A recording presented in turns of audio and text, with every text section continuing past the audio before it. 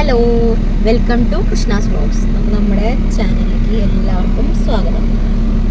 അപ്പോൾ നമ്മൾ ഇന്നൊരു സ്ഥലം വരെ പോവാണ്. രാത്രിയായപ്പോൾ വൈഫ് പറഞ്ഞ് കൊള്ളിയും കക്കയും വാങ്ങിത്തരുമോ, അവൾക്ക് ഭയങ്കര ഇഷ്ടമാണെന്ന് പറഞ്ഞു.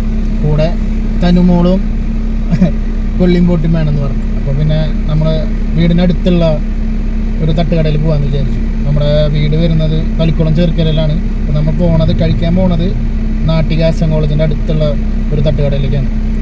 അപ്പോൾ ശേഷം പാക്കല 1/2 കിലോമീറ്റർ ആകെ വരുന്നുള്ളൂ കേട്ടോ വീട്ടിൽ നിന്ന് തട്ടുകടയിലേക്ക്. ലൊക്കേഷൻ എത്തി. ഈ കാണുന്നതാണ് തട്ടുകട.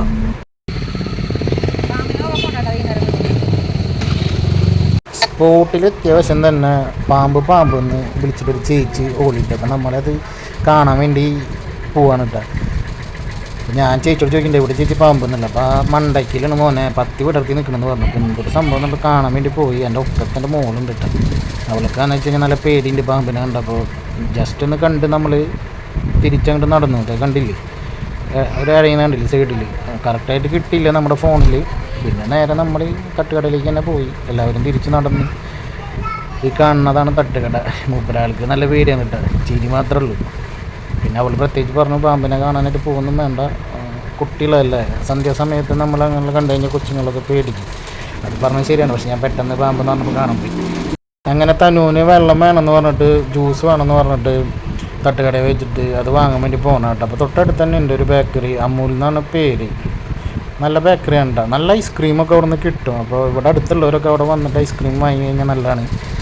അത്യാവശ്യം വില കുറവുണ്ട് ഇവിടെ. നല്ല ടേസ്റ്റുള്ള ഐസ്ക്രീം കിട്ടും കേട്ടോ. അങ്ങനെ പാർസൽ റെഡി. 3 തട്ടാണ് വാങ്ങിയത്.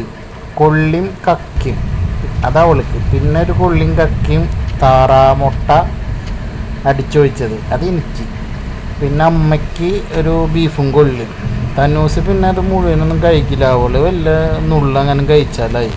അങ്ങനെ വീട്ടിലെത്തി നമ്മൾ 3 പൊതിയും തുറന്നിട്ട. അതിലൊരു പൊതി താറാമുട്ട ഇട്ടത് തിരിച്ചറിയാൻ വേണ്ടിയിട്ട് 2 റബ്ബർ ബാൻഡ് ഇട്ടുണ്ടായിരുന്നു.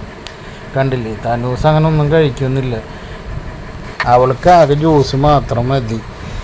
അങ്ങനെ നല്ല ഫുഡാട്ടോ അവിടുത്തെ. എനിക്ക് ഒത്തിരി ഇഷ്ടമാണ് അവിടുത്തെ തട്ട് കഴിക്കാനായിട്ട്. ഞാൻ നന്നായി കഴിക്കുന്നുണ്ട് കേസ്. എൻ്റെ ശരീരം കണ്ടാൽ നിങ്ങൾക്ക് നന്നായിട്ട് അറിയാമല്ലോ.